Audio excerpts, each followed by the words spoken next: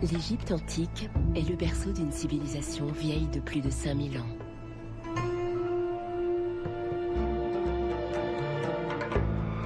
Aujourd'hui encore, nous sommes fascinés par la vie et la mort de ces grands dignitaires.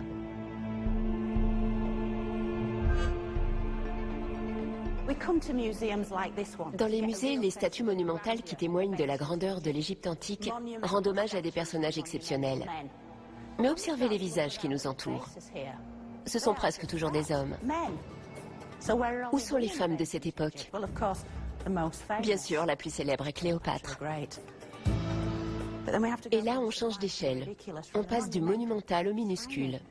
C'est principalement par des pièces de monnaie que nous connaissons le visage de la reine. Mais que savons-nous des autres grandes femmes qui l'ont précédée?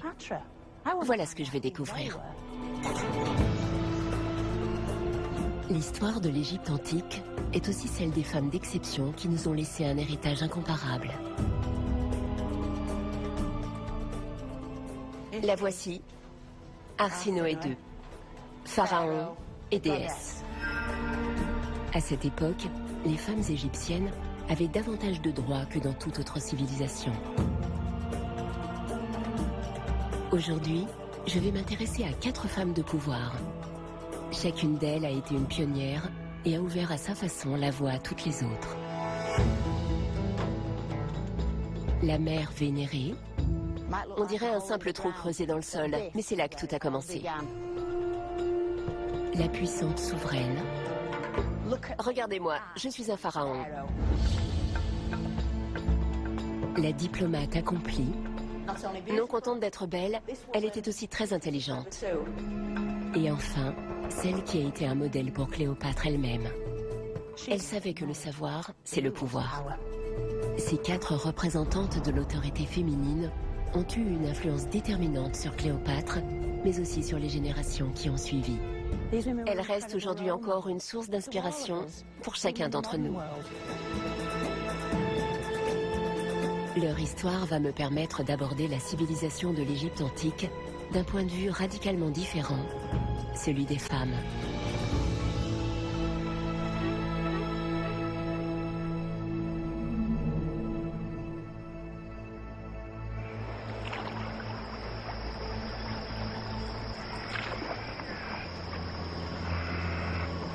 Pour comprendre les femmes de cette époque, il nous faut remonter à l'origine, le mythe égyptien de la création. Dans la mythologie égyptienne, les personnages féminins jouissent de pouvoirs inégalés, hérités des dieux eux-mêmes.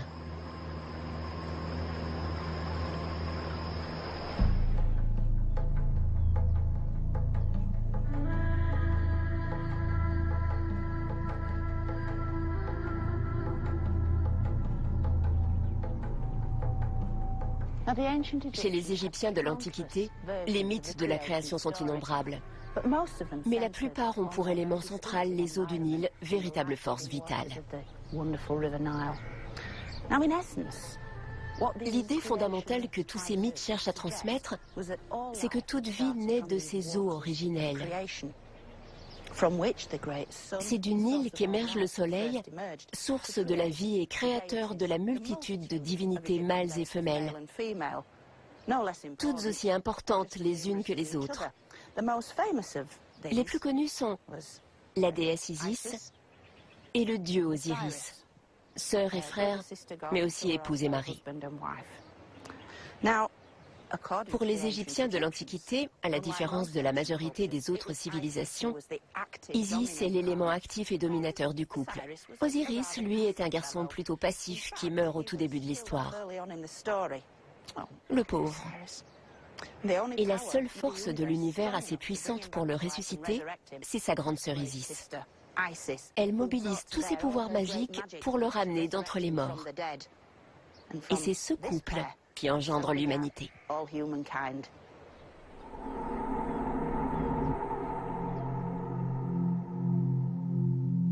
Les mythes dont Isis est l'héroïne sont essentiels pour comprendre la place prépondérante des femmes dans la société égyptienne. En effet, Isis incarne la figure de la mère divine. La première femme de mon panthéon personnel a elle aussi acquis pouvoir et prestige par la maternité. Elle a vécu pendant la première période de l'ère pharaonique, l'Ancien Empire, il y a plus de 4500 ans. Elle s'appelait Hétépérès.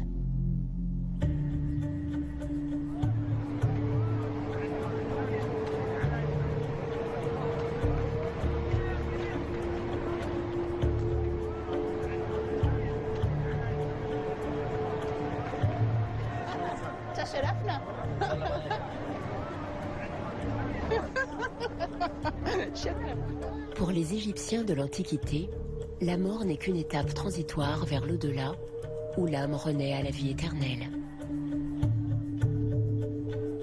Pour abriter leur âme et leur corps, les plus riches se font bâtir des tombeaux somptueux. Le plus spectaculaire est la grande pyramide de Khéops sur le site de Gizeh, sépulture du puissant pharaon du même nom.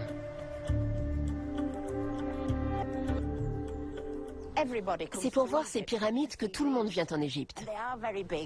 Certes, elles sont immenses et imposantes, mais si je suis ici aujourd'hui, c'est pour voir une tombe encore plus intéressante. Juste là.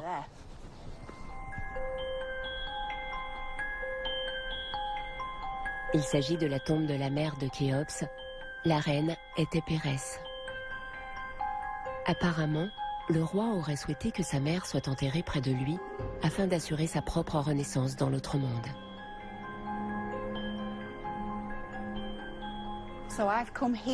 Je suis venue jusqu'ici pour découvrir l'origine de tout ce site de Gizeh.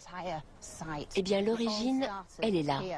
On dirait un simple trou creusé dans le sol, mais c'est là que tout a commencé. Il s'agit de l'entrée de la tombe d'Hétépérès. En effet, je suis convaincue que tout le site doit son existence à l'influence de la reine-mère.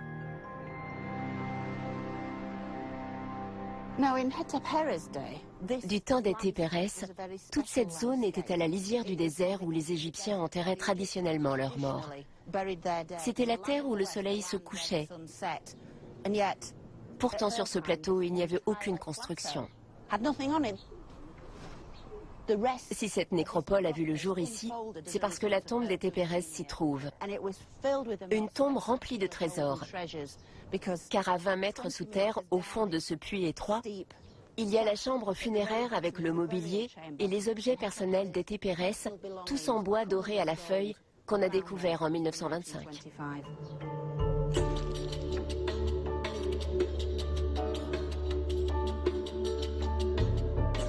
La tombe d'Hétépérès est la sépulture royale la mieux préservée qu'on ait jamais retrouvée. Elle est antérieure de 1300 ans à celle de Toutankhamon.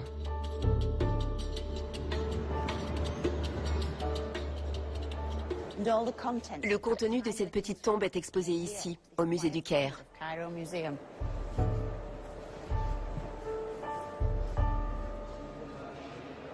C'est sûrement ce qu'on fait de mieux en matière de meubles en kit. Voilà la suite de la grande reine Hétépérès. C'est magnifique. Il y a son lit, son appuie-tête en argent, un de ses trônes dorés et toutes sortes de boîtes dorées à la feuille. Ces boîtes contenaient entre autres une collection exceptionnelle de bijoux. Voici de très jolis bracelets en argent qu'elle portait à ses poignets. Ils ont été faits sur mesure et si on regarde bien, on peut voir qu'aucun n'a la même taille. Ils vont du plus large au plus étroit au niveau du poignet. Aucune autre femme ne pouvait les porter. Ils avaient été créés spécialement pour la grande reine. C'est fantastique de penser que ces objets ont plus de 4500 ans.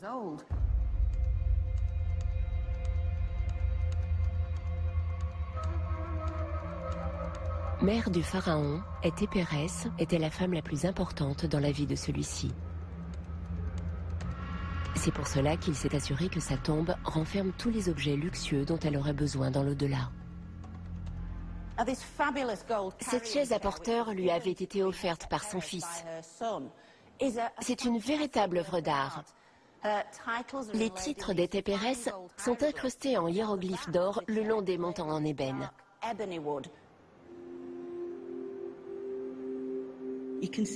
On y voit une abeille et une plante, et juste en dessous le vautour, ce qui se lit « Mère du roi ». Mère du roi de Haute et Basse Égypte. Le hiéroglyphe suivant est un faucon. Compagne d'Horus. Et l'énumération de tous ces glorieux titres continue. Responsable des affaires du palais. Celle dont tous les ordres sont exécutés. Fille du dieu de son corps. Les 6 derniers hiéroglyphes constituent son nom, Hétépérès, et le hiéroglyphe final, qu'on appelle signe déterminatif, la montre enfin elle-même, assise sur un trône. Nous la voyons.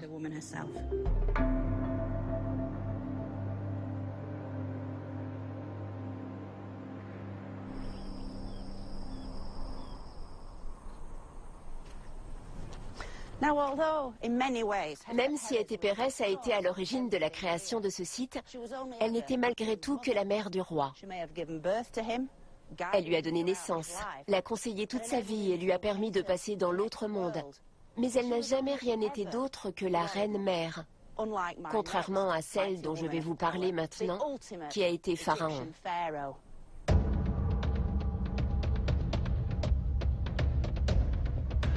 Plus de 1000 ans après Hétépérès, naît celle qui va devenir l'un des plus grands pharaons d'Égypte. Elle s'appelle Hatshepsut.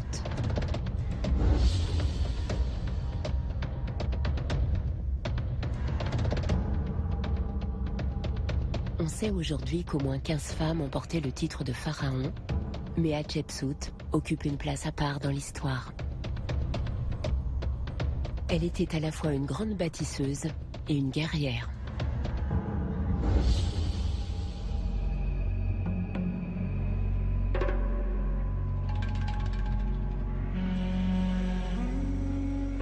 Hatshepsut a beau être de sang royal, devenir pharaon n'a pour elle rien d'évident. Cela nécessite un talent certain pour la politique.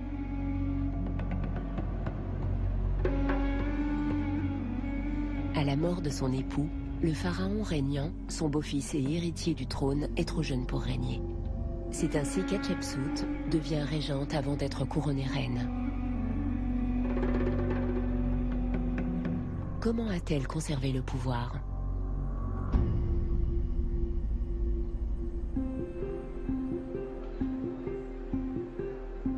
Au musée du Caire, où elle toise majestueusement les visiteurs, sa présence intimidante est presque palpable.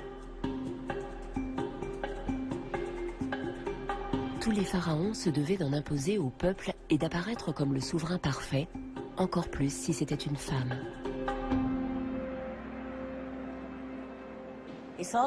Tout se jouait sur l'apparence. Si on ressemblait à un pharaon, on était un pharaon. Et on affichait tous les signes extérieurs de cette fonction. Or, regardez Hatshepsut. Elle a la couronne, la barbe postiche et tous les attributs royaux destinés à provoquer l'admiration de ses sujets. Car 95 ou 99% des Égyptiens étaient illettrés et incapables de déchiffrer les décrets royaux ou les inscriptions sacrées. D'où l'importance de l'aspect visuel. C'est quelque chose qu'Hatshepsut maîtrisait parfaitement. C'était de la propagande. Regardez-moi, je suis un pharaon.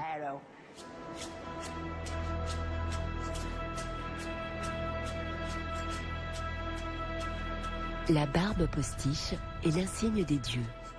Tous les pharaons la portent, y compris Hatshepsut.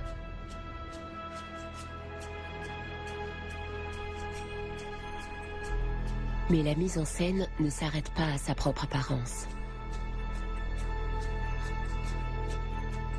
Je vais me rendre là où son pouvoir s'est exprimé avec le plus de grandeur, à 500 km au sud du Caire, à Thèbes, l'actuel Luxor.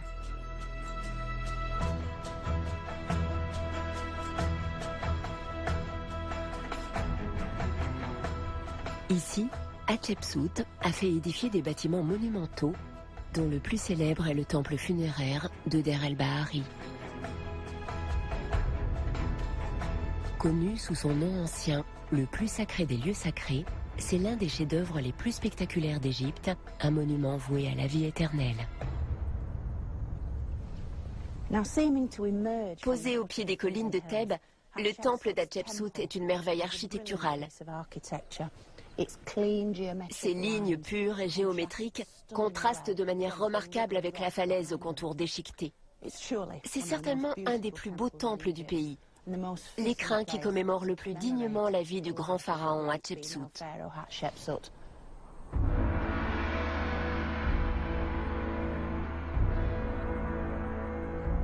Le cadre est incontestablement impressionnant.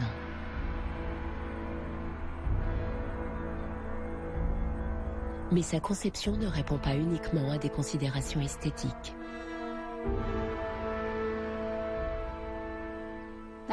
Hatshepsut l'a fait construire ici pour deux raisons. Premièrement, le temple est situé juste en face du grand temple dédié au grand dieu Amon-Ré. Deuxièmement, on pouvait y déposer des offrandes pour son âme éternelle sans troubler la paix de son tombeau. Et en plus, ce lieu était orné de scènes choisies personnellement par Hatshepsut, scènes qui illustraient et soulignaient sa légitimité au trône. En résumé, ce temple, c'était de la propagande politique permanente.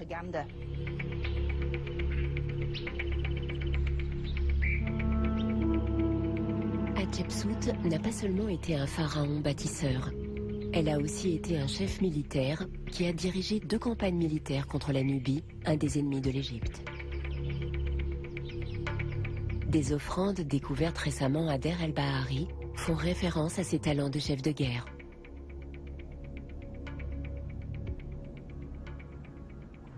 Elle a mené son armée au combat à au moins 2 occasions. Les textes la décrivent ainsi, celle qui sera une conquérante contre ses ennemis. Cet objet est une offrande votive.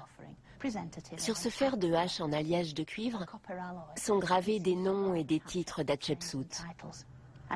Pour moi, c'est le symbole absolu de cette femme pharaon, de cette guerrière. Il est absolument magnifique.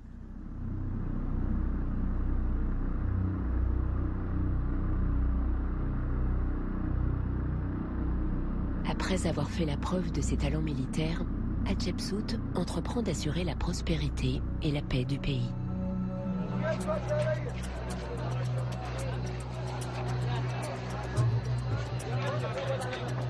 L'Égypte va s'enrichir considérablement grâce aux alliances économiques que la reine noue avec des royaumes étrangers, comme le pays de Punt, au sud de la mer Rouge.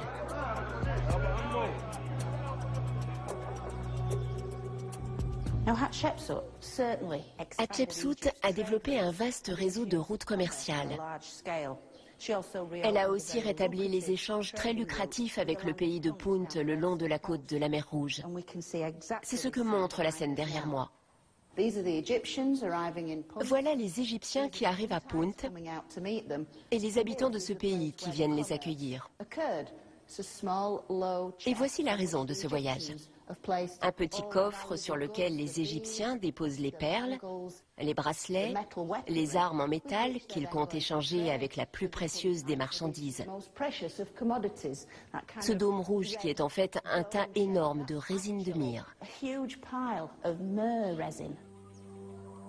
La myrrhe et les autres résines étaient utilisées dans le procédé de momification, mais aussi dans la fabrication de parfums.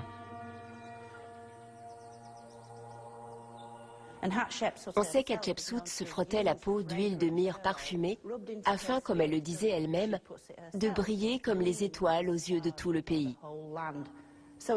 Bien avant l'ère des people, elle avait son propre parfum.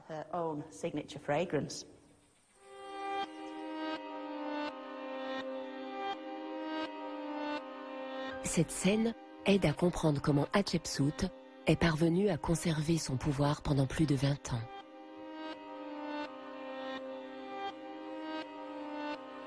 Et un objet très particulier va même me permettre de remonter le temps. C'est incroyable. Ce petit pot en albâtre renferme toujours son contenu, vieux de près de 3500 ans. Les noms et les titres de la reine sont gravés sur le récipient. Et regardez, C'est la fameuse résine représentée sur la fresque à Deir el-Bahari. C'est presque comme si on pouvait sentir le passé. Il y a les fresques et les textes, mais il y a aussi le parfum dans ce pot.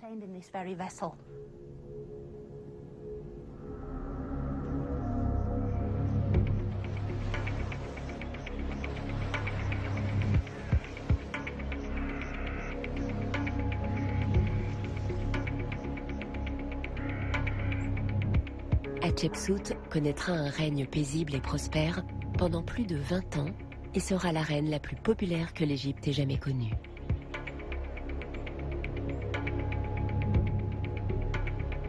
Elle a démontré qu'il n'était pas nécessaire d'être un homme pour être un souverain compétent.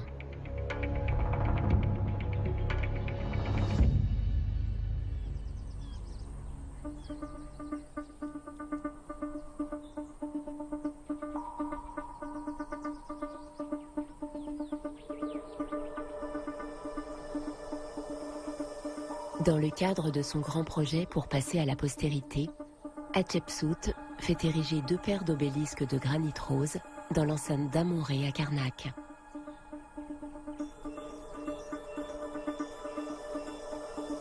Haut de près de 30 mètres, le seul qui reste est le plus grand d'Égypte.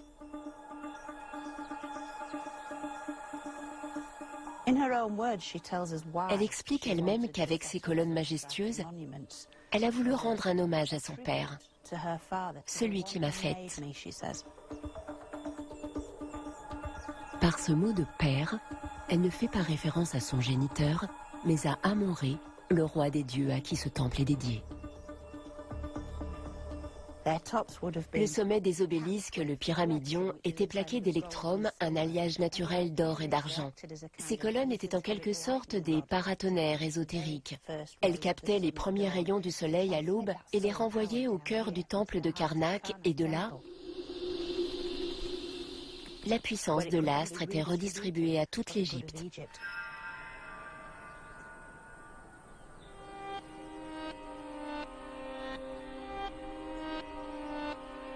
Le temple était le centre du culte du dieu Amon-Ré.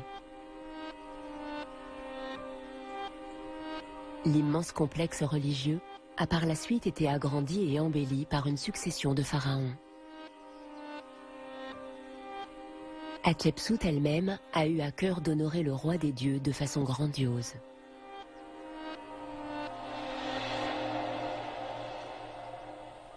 This is the Red Chapel of Hatshepsut. Voici la chapelle rouge d'Hatshepsut, appelée place du cœur d'Amon, le dieu d'État. Elle se trouve au centre de l'enceinte de Karnak. C'était une sorte de hangar sacré qui abritait la barque sacrée, sur laquelle la statue du dieu était transportée lors des processions, comme celle qui se trouve derrière moi. On y voit des prêtres au crâne rasé qui portent la barque sacrée, et dessus il y a la sculpture du dieu, cachée par 2 petits rideaux pour la soustraire aux yeux des profanes. La barque elle-même est attendue par les 2 co-régents. Le jeune pharaon Thoutmôsis III ferme la marche, un peu comme l'assistant d'un magicien, et fait brûler de l'encens pour célébrer l'arrivée du dieu. Au centre de la scène, Hatshepsut en personne. Il ne faut pas s'y tromper, c'est elle le personnage principal, la maîtresse de cérémonie, l'enfant du dieu.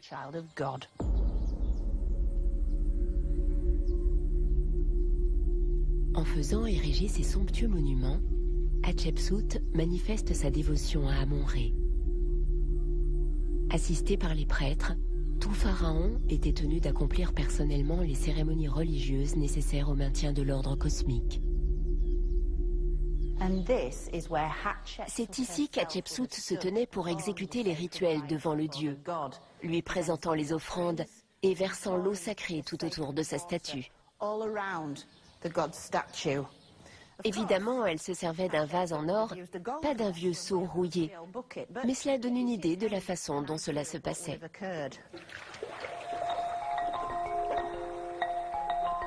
L'eau sacrée qui s'écoulait à l'extérieur de la chapelle symbolisait la protection du dieu qui s'étendait au pays tout entier et au-delà. Hatshepsut souhaitait être éternelle comme une étoile qui ne meurt jamais. Et elle occupe incontestablement une place à part dans l'histoire. L'idée d'une femme pharaon suscite des réactions exacerbées, au point que certains la considèrent comme une sorte de marâtre malfaisante qui s'était déguisée en homme, une usurpatrice affublée de la barbe postiche, symbole de la royauté. Mais pour d'autres, elle a été un modèle, une femme remarquable qui a ouvert la voie aux générations futures.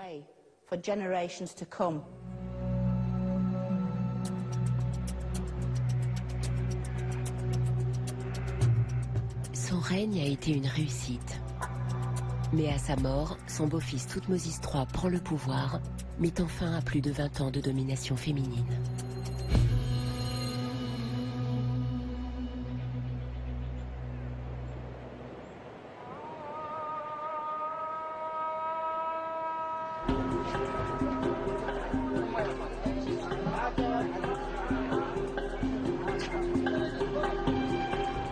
L'histoire d'Hatshepsut prouve que l'Égypte a été une des sociétés les plus égalitaires de l'Antiquité, au sein de laquelle les femmes pouvaient accéder au pouvoir, posséder des terres, faire des affaires, toucher la même rémunération que les hommes pour un travail et demander justice devant un tribunal. Aujourd'hui, cela nous semble normal, mais à l'époque, c'était exceptionnel. Je prends le thé avec le professeur Sahar El-Moughi, qui a écrit de nombreux articles sur l'héritage transmis par les grands personnages féminins de l'Antiquité. Dites-moi, Sahar, quand vous étiez plus jeune, est-ce qu'il était facile d'apprendre qui étaient les reines de l'Égypte antique et ce qu'elles avaient accompli? Je sais qu'il n'y a pas grand-chose aujourd'hui dans les recueils d'études égyptologiques. On a l'impression qu'elles ont été laissées de côté par les universitaires. Était-ce différent à votre époque? Je ne savais rien de ces femmes, à part ce qu'on trouve dans les livres d'histoire très ennuyeux qu'on étudie à l'école. Quand j'ai commencé à écrire sur elles, c'est comme si je faisais connaissance avec mes mères et mes grands-mères. C'est pour ça que dans mes textes, ces divinités féminines sont de véritables modèles. Tout ce que j'ai appris sur elles a été une source de pouvoir immense. C'était magique.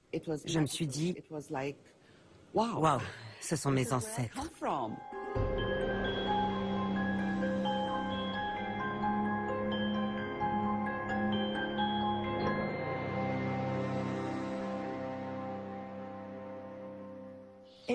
Les femmes pharaons étaient une exception. La 19e dynastie égyptienne est fondée par des guerriers originaires du Nord qui ont pris le pouvoir. Désormais, ce sont les hommes qui tiennent les rênes du pays. Et pour s'imposer, les femmes doivent développer d'autres stratégies.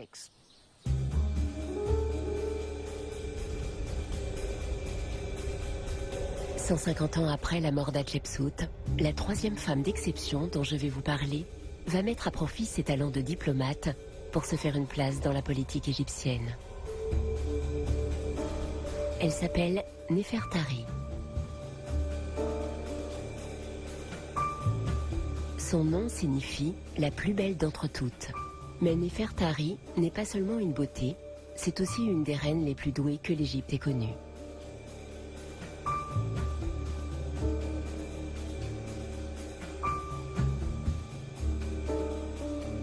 Très jeune, elle épouse un prince qui va devenir un des pharaons les plus connus. Ramsès II.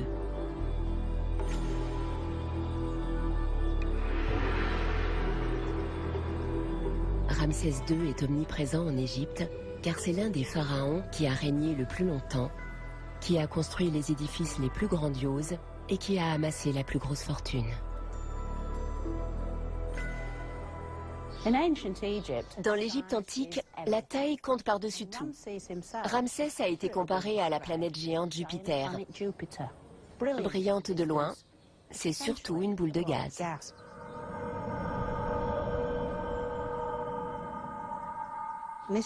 Ça définit parfaitement sa politique où la quantité prime sur la qualité. Avec lui, c'est toujours plus grand, comme l'illustre merveilleusement cette statue. Ramsès est gigantesque, tandis que sa reine préférée, Néfertari, s'accroche à sa jambe, à peine plus haute que le genou du pharaon. Pour en savoir plus sur elle, je vais m'aventurer hors des frontières traditionnelles de l'Égypte.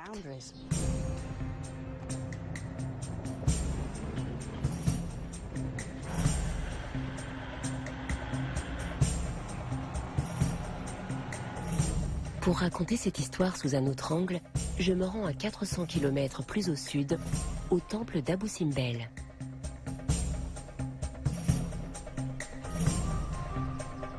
C'est l'une des expressions les plus démesurées de la puissance pharaonique.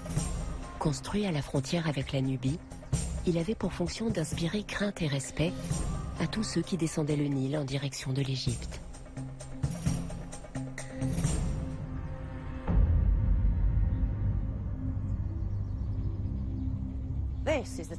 Voilà le temple d'Abou Simbel, bâti par Ramsès II au cours de ses 67 années de règne.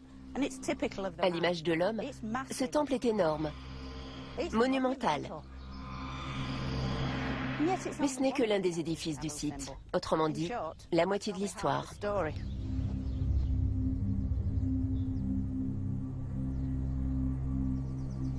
L'autre moitié, celle qui m'intéresse, est juste à côté, dans un temple dédié non pas à Ramsès II, mais à sa femme.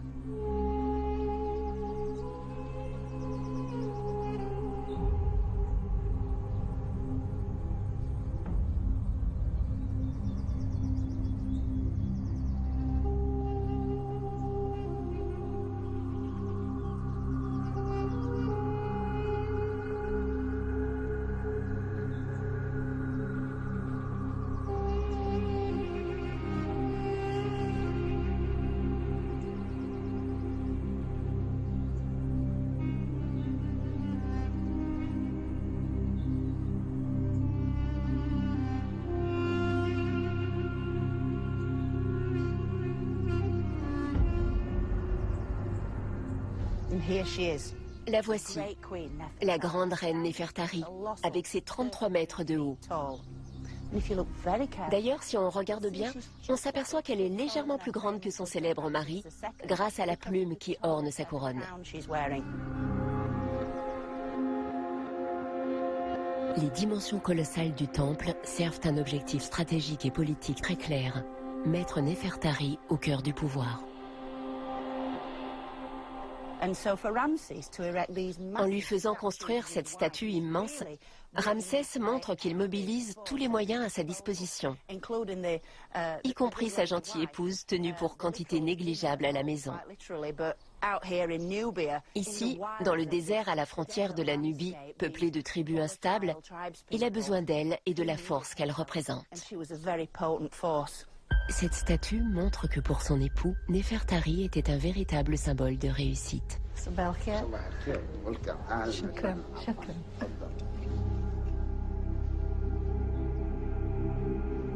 À l'intérieur du temple, Néfertari apparaît dans une succession de scènes variées. On la voit accomplir des rites sacrés et jouer un rôle actif auprès de son époux.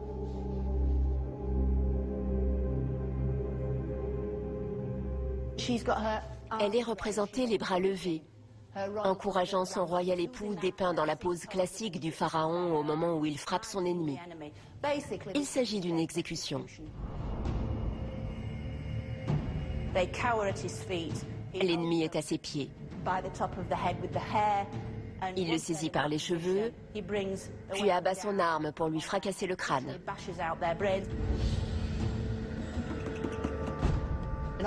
Pendant ce temps, Néfertari est à côté, un peu comme une groupie royale.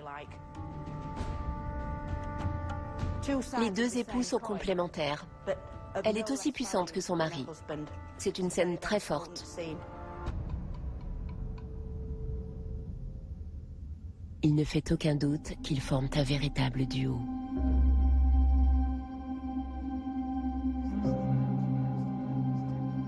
Égyptologue et directeur du complexe d'Abou Simbel, Ahmed Salah a consacré de nombreuses années à l'étude des fresques des deux temples.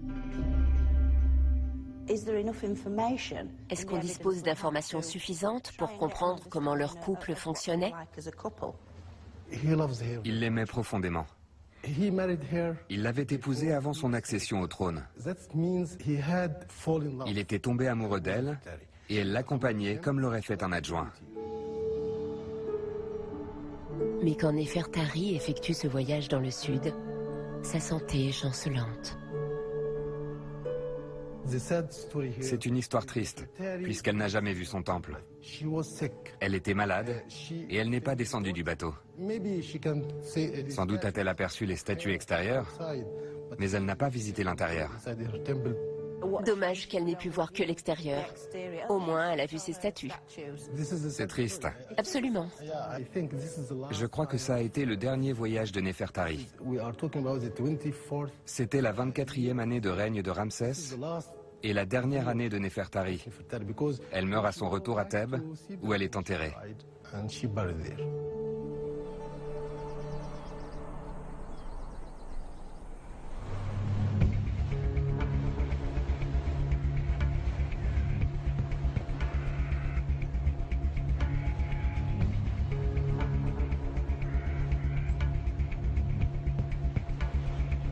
Je remonte vers le nord pour aller voir sa tombe.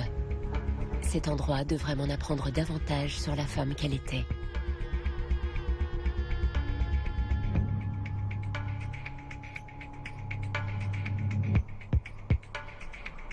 Située dans la vallée des Reines, elle est décorée de scènes si délicates que son accès est limité. J'ai été autorisée à entrer dans la tombe de Néfertari, la grande épouse royale de Ramsès II. Je suis absolument ravie parce que c'est un véritable bijou. Je ne l'ai vue qu'une seule fois quand j'étais bien plus jeune. C'est une occasion exceptionnelle. Ça, c'est de la clé. Oh là là!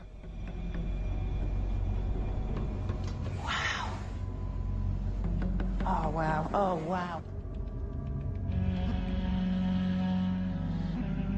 Les fresques colorées qui s'étendent sur 520 mètres carrés dépeignent de manière très évocatrice son voyage dans l'au-delà.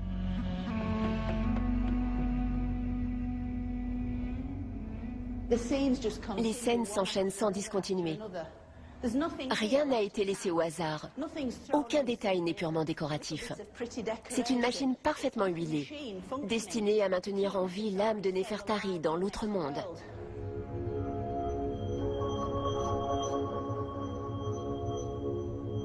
Une grande attention a été portée à l'apparence de la reine. Ses yeux et ses sourcils sont soulignés de noir, ses joues et ses lèvres sont subtilement ombrées de rouge. Elle est parée de bijoux d'or magnifiques. Néfertari est bien la plus belle d'entre toutes. Elle est réellement digne de ce nom qui évoque une beauté extraordinaire.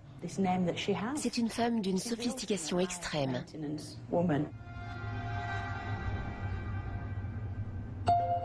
Elle était belle, c'est certain. Mais ce n'est pas pour rien qu'une fresque la montre aussi en compagnie de Thoth, le dieu du savoir et des lettres.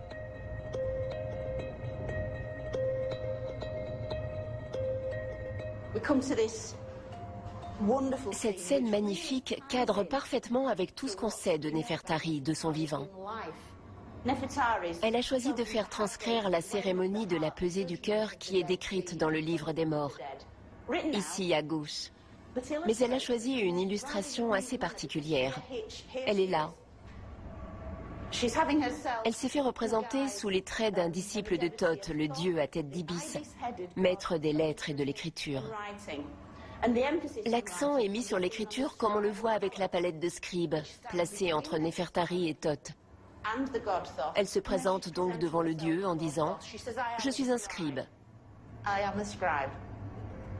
C'est une déclaration très claire. Non contente d'être belle, elle était aussi très intelligente.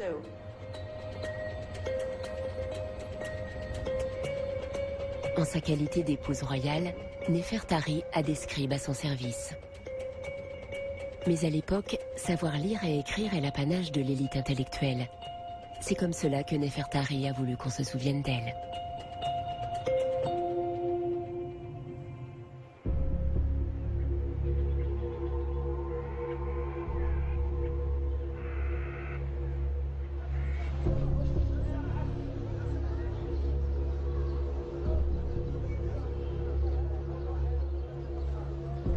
Pour être l'épouse d'un pharaon aussi dominateur, il fallait un grand pouvoir de persuasion et une force teintée de douceur. Ces qualités se révèlent tout particulièrement dans la correspondance diplomatique qu'elle entretient avec les grands rivaux de l'Égypte, les Hittites d'Anatolie. On sait que Néfertari a correspondu avec son homologue hittite, la grande reine Pudu-Epa. Et chose incroyable, certaines de ces lettres sont parvenues jusqu'à nous.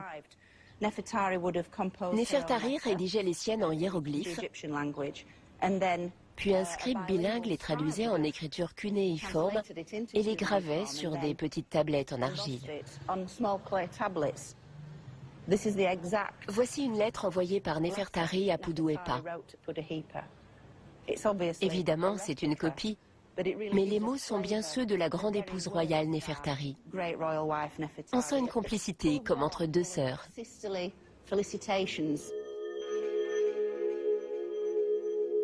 À ma sœur Pudu-Epa, grande reine des Hittites. Que le dieu soleil de l'Égypte et le dieu de l'orage des Hittites vous apportent la joie. Et que le dieu soleil fasse que la paix dure à jamais. À la fin, il y a une allusion très émouvante au cadeau qu'elle fait parvenir à la reine hittite.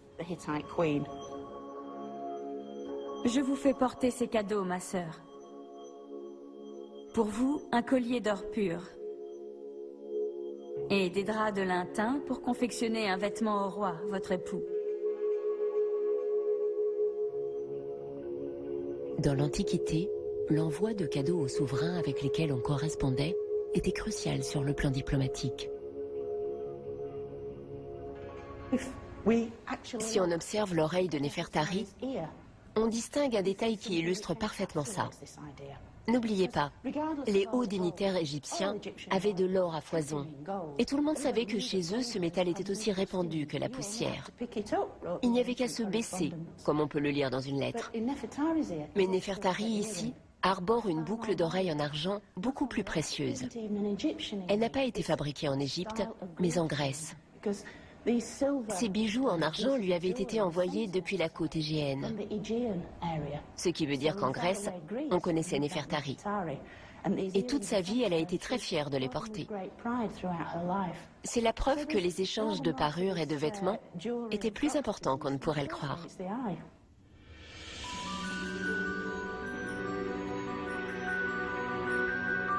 Néfertari est enterrée dans un des tombeaux des plus spectaculaires jamais mis au jour en Égypte.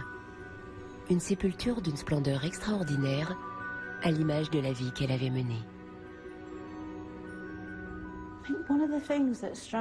Passé le premier effet de surprise, ce qui est le plus frappant quand on commence à examiner ces fresques de manière plus méthodique, c'est qu'on se rend compte que le mari de Néfertari n'apparaît nulle part. Le grand Ramsès II n'est pas là.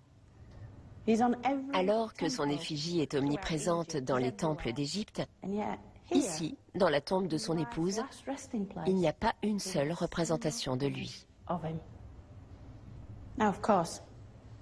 Les égyptologues ont avancé de nombreuses théories pour expliquer l'absence de représentation de Ramsès II dans la tombe de sa femme. Pour ma part, j'aime à penser qu'elle s'est dit « J'ai vécu des années avec lui, ce serait bien que dans l'autre monde, je ne sois pas obligée de l'écouter pour l'éternité. »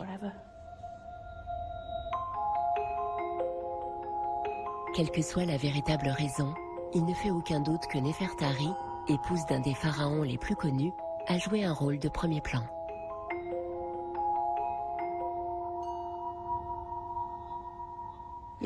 Mais malgré les talents de diplomate de la reine, l'Égypte connaît bientôt un véritable déclin politique. Rongée par une inflation galopante et par la corruption des fonctionnaires, elle est dirigée par une succession de rois éphémères, incapables de défendre leurs frontières face aux vagues d'envahisseurs qui déferlent pendant le premier millénaire de notre ère. Parmi eux, les Ptolémées, originaires de Macédoine, vont transformer à jamais le visage du pays.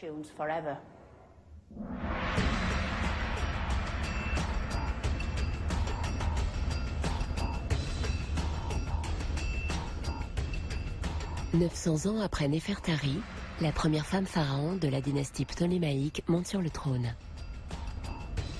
Elle s'appelle Arsinoé.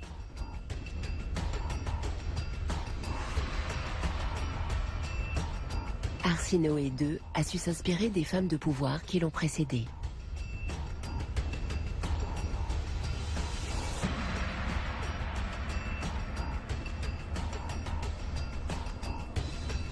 Elle est parvenue à unir deux civilisations différentes, l'Égypte et la Grèce, en se réclamant de l'héritage du grec le plus célèbre du monde, Alexandre le Grand.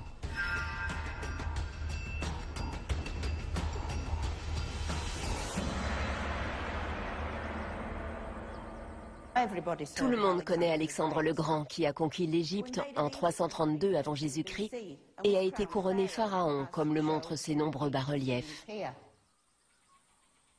Celui qui lui a succédé était Ptolémée Ier, son demi-frère. La dynastie que ce dernier a fondée a régné sur l'Égypte pendant les 3 siècles suivants. Le successeur de Ptolémée a été sa fille, l'extraordinaire Arsinoé II, dont les réalisations grandioses s'inspirent visiblement de son oncle Alexandre. Née en Égypte, la jeune fille est envoyée en Grèce pour un mariage arrangé avec le roi de Thrace.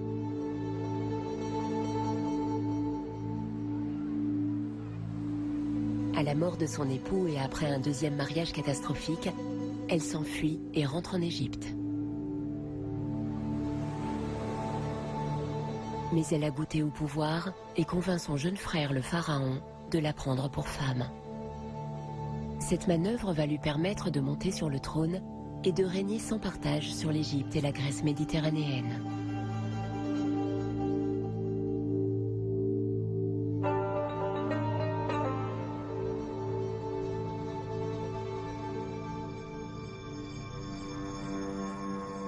Grâce à ses relations internationales, son pays natal va connaître une prospérité, une richesse et un niveau de connaissance que presque aucun autre roi ne lui avait apporté. Cette statuette en bronze est très intéressante parce qu'elle montre Arsinoé faisant un signe de la main très royal, très majestueux. Mais regardez ce qu'elle tient au creux de son bras gauche, une corne d'abondance grecque. C'est un récipient en forme de cône qui contient des fruits, des fleurs et toutes les richesses de l'Égypte. En outre, la corne est double, ce qui signifie qu'Arsinoé apporte 2 fois plus que n'importe qui d'autre.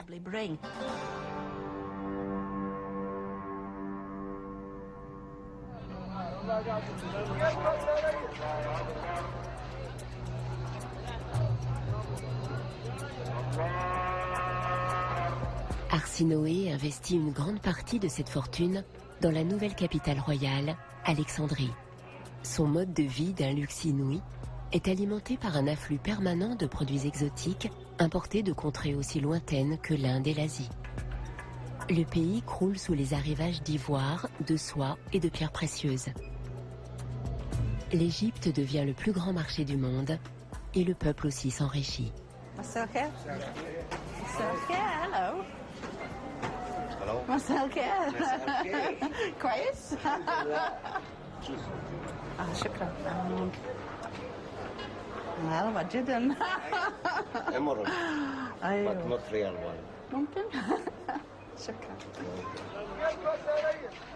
Essayons celle-ci. Looking for some fabric. Oh, that's beautiful. Bikram, how much? Bikram, Fixed price. Okay, well that's good. Arsinoé et son frère mettent alors en place une bureaucratie très évoluée afin de gérer les flots toujours plus importants de richesses qui circulent au sein de leur empire. Now coinage. Le système monétaire joue un rôle de premier plan dans l'histoire d'Arsinoé. C'est une femme extraordinaire qui possède une fortune personnelle colossale. Son sens aigu des affaires bénéficie énormément aux finances de l'Égypte. Avec son frère et époux Ptolémée II, elle réalise un inventaire exhaustif de tous les biens du pays. Elle établit des monopoles royaux sur absolument tout, de façon à ce que l'argent tombe directement dans les caisses de la maison royale. Alors que l'Égypte pratiquait jusque-là une économie fondée sur le troc, le système monétaire s'impose peu à peu dans les transactions financières. On peut dire que c'est le début du capitalisme.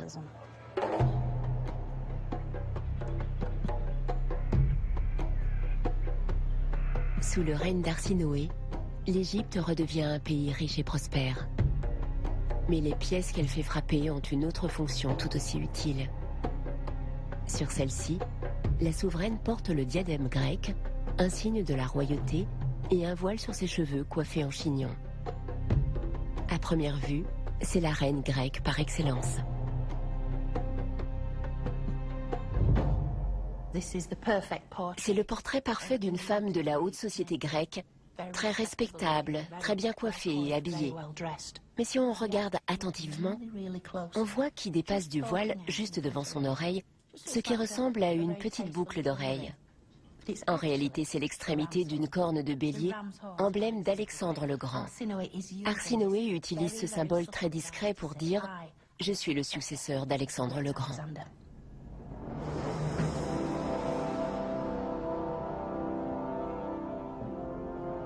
En tant que telle, elle reprend donc à son compte les cornes de bélier d'Amon-Ré.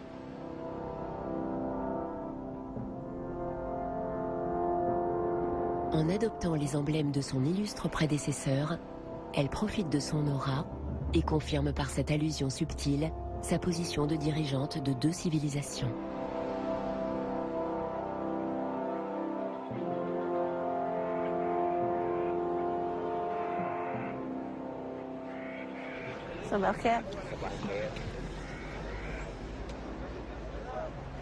À presque 200 km au sud de Luxor, un site remarquable construit sur une île au milieu du Nil donne une idée du pouvoir d'Arsinoé.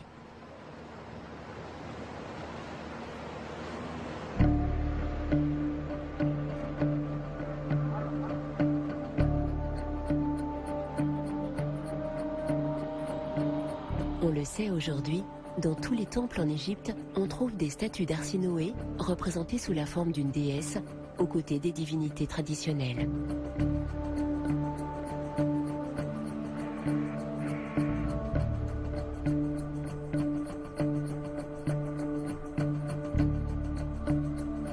Mais à Philae, elle était aussi identifiée à Isis, la mère de tous les dieux.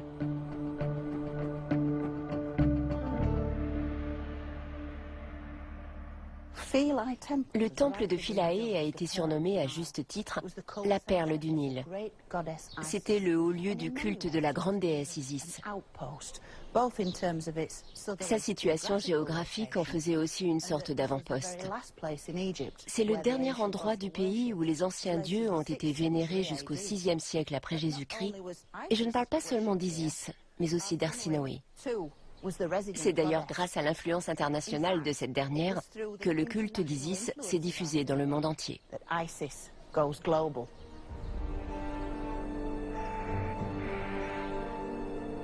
Par son désir d'être confondu avec la déesse Isis, Arsinoé envoie un message très clair à ses sujets.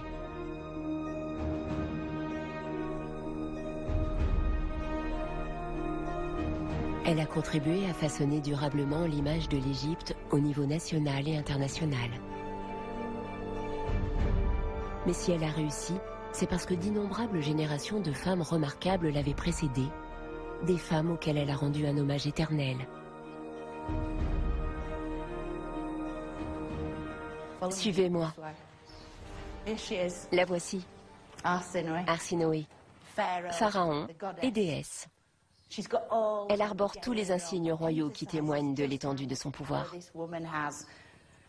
C'est sa couronne qui a fait l'objet d'études récentes qui nous en dit le plus.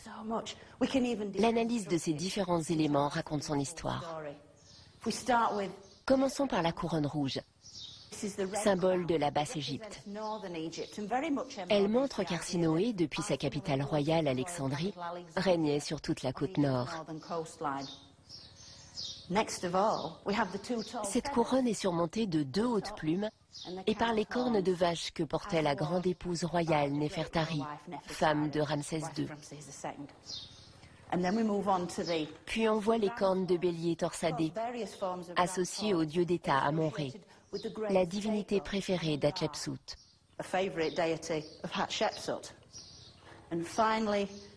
Enfin, au centre de cette couronne très particulière, le disque du soleil, le grand créateur de toute vie, qui nous renvoie à l'époque des pyramides et à Hétépérès, la reine-mère.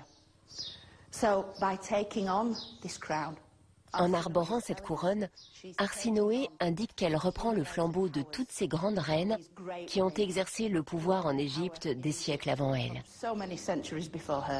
C'est extraordinaire.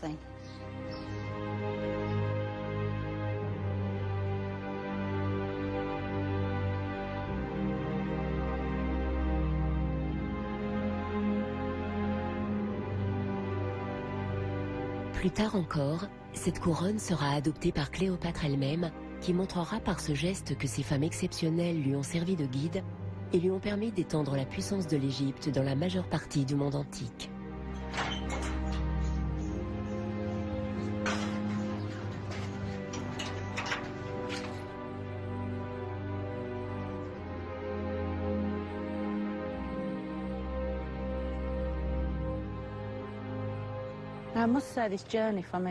Je dois dire que ce voyage a été une occasion unique d'aborder l'Égypte antique d'une manière totalement nouvelle et d'entrer dans la vie de 4 femmes hors du commun.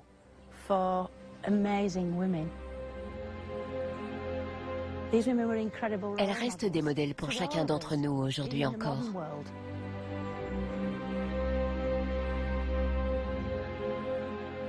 Elles ont été des amantes, des mères, des reines, des déesses et des pharaons. Des femmes extrêmement fortes et compétentes qui sont à l'origine de tout ce qui a fait la grandeur de cette civilisation hors du commun qu'était l'Égypte antique.